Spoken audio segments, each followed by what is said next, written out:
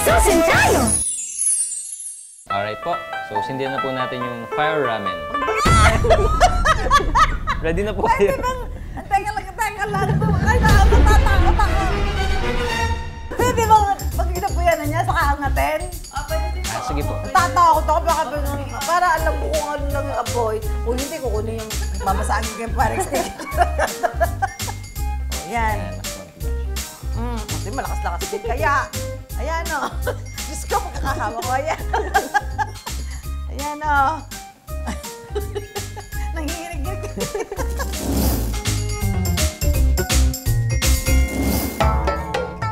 Ang hot na fire ramen matatagpuan sa Quezon City. Ang claim ng 8-month-old ramen house na ito, sila raw ang first in the Philippines na nag-offer ng umaapoy na ramen. So far, parang wala pang gumagawa dito sa Pilipinas. Kami pa lang yung naka-discover or gumawa talaga dito sa within Quezon City. Mahilig daw mag-travel sa Japan ang mag-asawang RJ at La Arnie. Nang minsang nakakita ng umaapoy na ramen sa social media, hindi nagdalawang isip ang dalawa at sinuyod ang Japan para hanapin ito. Hindi namin siya mahanap. So, ang ginawa na lang namin, nag-try kami ng mga random ramen shops talaga. As in, everyday, from lunch, dinner, and minsan merienda. Puro ramen lang yung tinatry namin. Hindi ba natikman ng fire ramen sa Japan, nag-aalab pa rin ang kagustuhan nilang dalhin ito sa Pilipinas. Kaya noong nakaraang taon lang, nagsimula ang kanilang Project Ramen 101 kasama ang Japanese chef na si Chef Nobu. So, as in, nag-allot kami ng months of research and development. As in, tinry namin lahat ng pwedeng ingredients na may lagay dun sa fire ramen or dun sa iba't ibang dishes namin. Hanggang sa, ayun, napanganak na si fire ramen talaga. Parang sabi namin, paapoyin kaya natin to. Hindi lang basta umaapoy sa bibig mo, pero visually umaapoy din siya. Ang nagbabagang tanong, paano umaapoy ang ramen na ito? Fire ramen dahil nga sa apoy, pero simple lang itong gawin. Yes, simpleng-simple lang po. Paano yan? Lahat po talaga ng lasa manggagaling siya sa broth natin. And yung also broth. Spices din po na pinagalo-halo. Bakit kailangan may apoy? Gusto namin ng something new na experience. Sa bagay.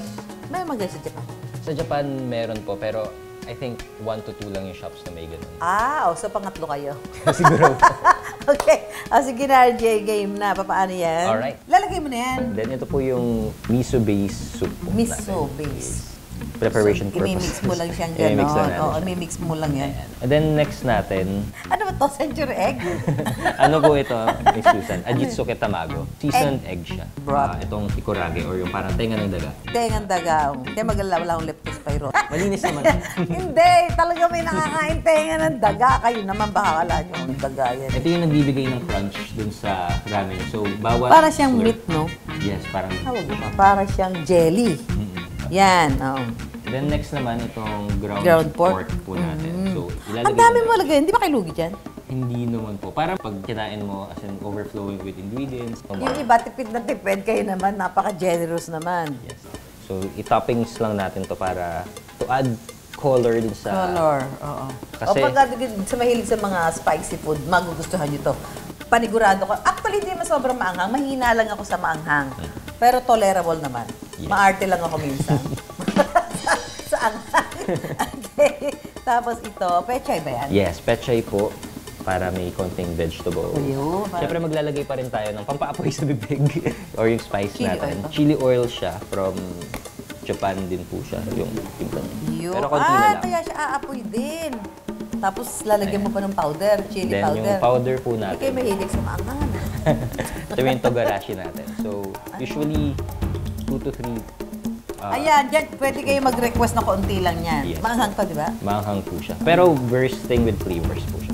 And then, ito naman yung vodka po natin. So, may alcohol talaga siya. Ito na ho yung parang gasolina. Yes po. Vodka. And then, syempre, para umapoy po siya, kailangan natin Ito na. ignite. Yan na, So, yan na. Kita nyo na, apoy na yan, sabi ko sa inyo. Yan! So, here's our fire ramen from Flash Ramen. Ang galing. Oh ha, hindi nyo makikita basta-basta sa Japan.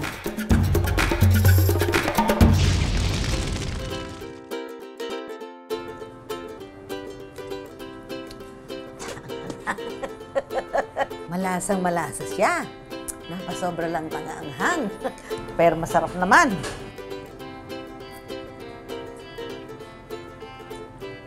sobrang creamy.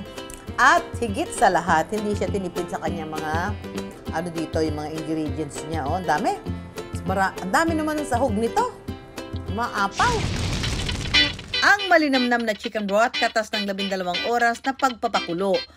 Tikim mo, bawat slurp mo as in ibang experience. So parang, kumbaga, exploration siya or adventure talaga pag kumain ka ng fire ramen.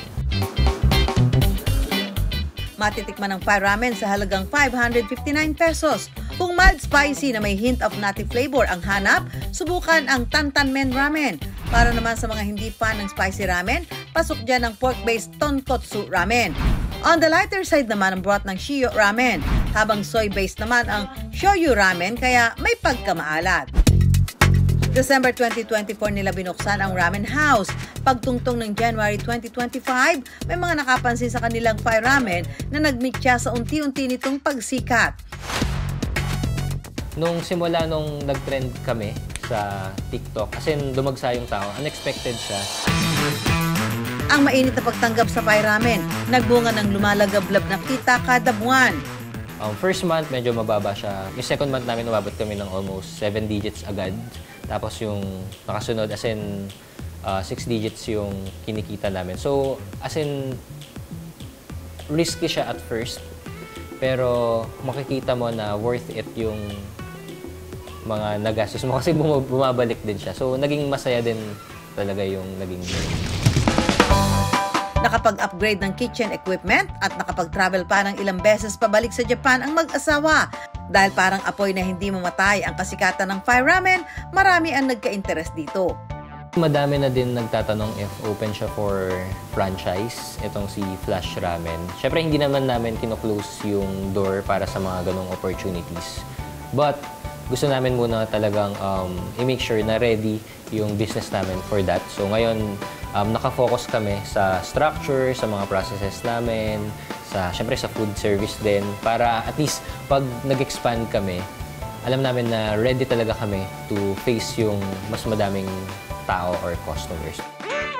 Kung may bright idea rin kayo ang payo ni RJ, huwag nang magpatumpik-tumpik pa.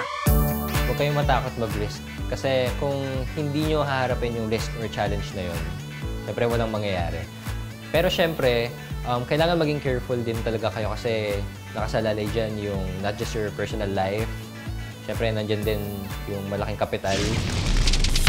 From cravings to savings, ang kakaibang ideya kapag pinursige at pinag-igihan, hindi malayong magmingas ng hindi nauupos na biyaya.